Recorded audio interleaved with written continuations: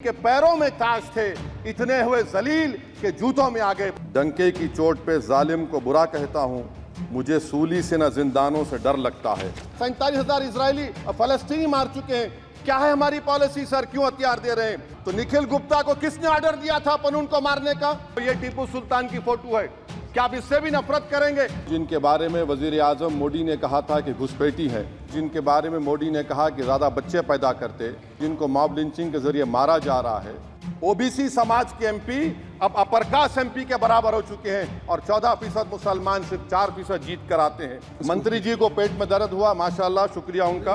BJP मुसलमानों की नफरत पर जीतती है, वोट डालना और अपनी खबर में जाकर सो जाना है। मैं शुरुआत में बताना चाह रहा हूं कि मैं हुकूमत की तरफ से लाए गए इस रेजोल्यूशन की मुखालिफत में बोल रहा हूं और मैंने अमेंडमेंट्स भी दिए हैं प्रेजेंट एड्रेस के लिए। और चेयरमैन साहब, आप उर्दू को जानते हैं, किसी एक शायर ने शायद बरसर इख्तिदार जमात के लिए ये शेर कहा होगा कि उसूल बेचकर मसनद ख़रीदने वालों, निगाह अहले वफ़ा में बहुत हक़ीर हो तुम, वतन का पास तुम्हें था न होगा कभी, कि अपने हिर्स के बंदे हो, बेज़मीर हो तुम, इज़्ज़त नफ्स किसी शख्स की महफूज नहीं, अब तो अपने ही निगहबानों से डर लगता है। डंके की चोट पे जालिम को बुरा कहता हूँ, मुझे सूली से न जिंदानों से डर लगता है। मोहतरम चेयरमैन साहब, मैं आज इन लोगों की तरफ से बोल रहा हूँ जो दिखते तो हैं, जिनके बारे में बात तो होती है मगर उनकी कोई नहीं सुनता। मैं उनके बारे में बोल रहा हूँ जिनके बारे में वज़ीर आज़म मोदी ने कहा था कि घुसपैठी है। मैं उन बेटियों और माओं के बारे में कह रहा हूं जिनके बारे में मोदी ने कहा कि ज़्यादा बच्चे पैदा करते। मैं उन मासूम नौजवानों के बारे में कह रहा हूं जिनको मॉब लिंचिंग के ज़रिए मारा जा रहा है। मैं उन बेज़ुबान माँ और बाप के बारे में बोल रहा हूं जिनकी औलाद आज इस हुकूमत के गलत कानून के चक्कर में जेलों में सड़ रहे हैं। सर, मैं दस्तूर जब इस ऐवान में बन रहा था, संविधान बन रहा था, तो उस वक्त अलहदा वोटर लिस्ट और इंतखाबी रिजर्वेशन की बात आई तो उस वक्त के हमारे फाउंडिंग फादर्स ने, हमारे बुजुर्गों ने, दोनों समुदाय के हिंदू और मुसलमानों ने फैसला किया कि हम इस पर राज़ी नहीं होंगे। बल्कि उन्होंने क्या कहा था हमारे फाउंडिंग फादर्स ने, उन्होंने मुखालिफत की थी अलहदा वोटर लिस्ट की और इंतखाबी रिजर्वेशन की। उन्होंने कहा था, I quote sir, it is the duty of majority community to ensure that minorities are elected in the representative numbers.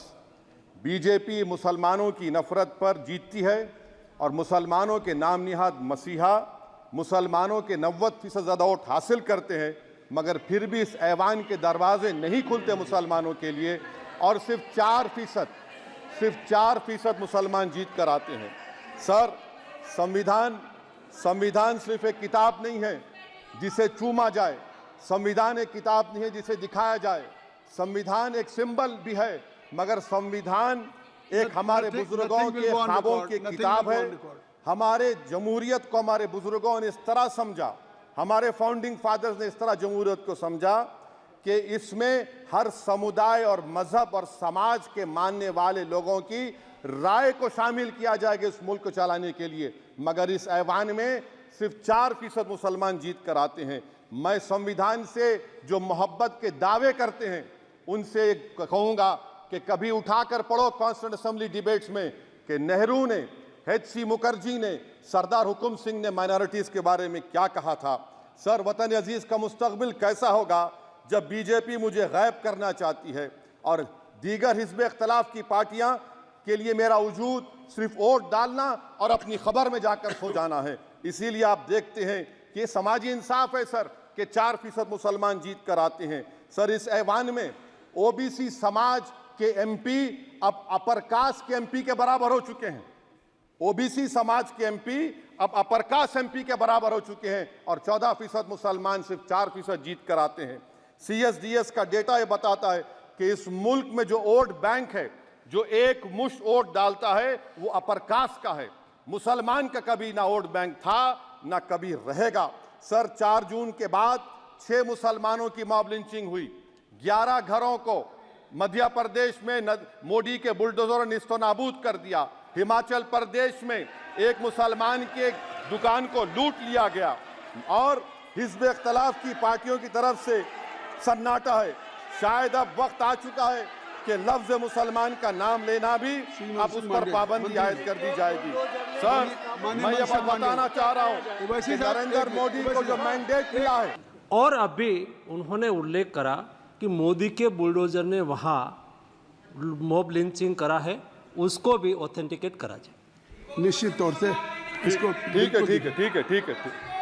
ठीक है। उवैसी साहब, जब भी कोई बात नहीं सर, आप चेयर पर बैठे हैं जी, इसलिए आप मंत्री जी को पेट में दर्द हुआ, माशाल्लाह, शुक्रिया उनका। नहीं, तो सर मैं ये बोल रहा था, जवाबदेही है अरे ये नहीं, मंत्री इससे बुरी बात क्या है? पेट में दर्द हो सकता है, वो दर्द ये सब ठीक। अच्छा, दर्द हुआ, चलिए दर्द हुआ, दिल का दर्द हुआ।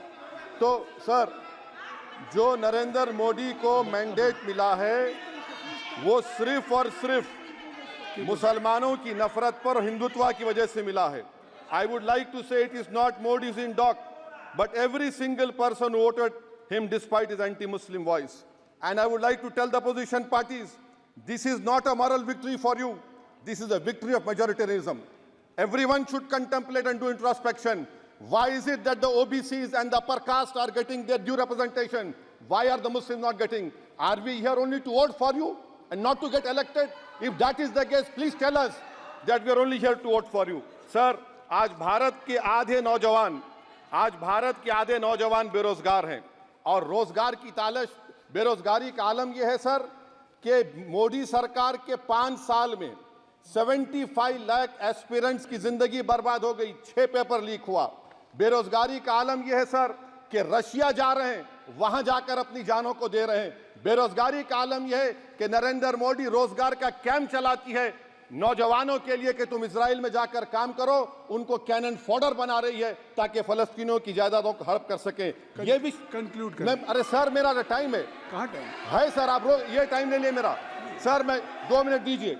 ये विश्वगुरु की पॉलिसी है। इजराइल को 27 टन हथियार जा रहा है।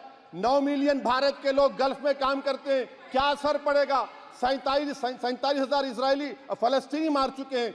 क्या है हमारी पॉलिसी सर? क्यों हथियार दे रहे हैं सर? नस्लकशी हो रही है। सदर जमहूरिया के खुतबे में राष्ट्रपति के सर, मैं उसी पे बोल रहा हूं सर, उसमें लिखा हुआ है फॉरेन पॉलिसी के ऊपर, आप पैराग्राफ नंबर 25 देख लीजिए। सदर जमहूरिया में सैचुरेशन अप्रोच है। क्यों नहीं मोदी सरकार माइनॉरिटीज को तीनों स्कॉलरशिप को डिमांड करती है सर? उसको आपने बजट कम कर दिया। सर, बनारस का बुनकर 18 महीने से मंडी का शिकार है, सूरत और बेंगलुरु जा रहा है। सर, आखिरी बात कंक्लूड कर रहा हूं, आखिरी बात सर, पनून केस में निखिल गुप्ता, मोदी ने कहा था कि हम घर में घुसकर मारा, तो निखिल गुप्ता को किसने ऑर्डर दिया था पनून को मारने का? अगर नहीं दिया तो उसको बचाइए, और अगर दिया नहीं तो फिर उस पर पीएमएलए क्यों नहीं लगाकर? सर समाप्त करो। कमेटी बनाई आपने, उसका क्या हुआ? सर, हम एससीओ को नहीं जा रहे। सर, मैं आपको बता रहा हूं कि मैं अपनी इस तकरीर को टीपू सुल्तान की नजर, सुनिए सर, अब हो गया, खत्म कर रहा हूं सर। मैं अपनी तकरीर को टीपू सुल्तान की नजर कर रहा हूं। ये टीपू सुल्तान की फोटो है, क्या आप इससे भी नफरत करेंगे?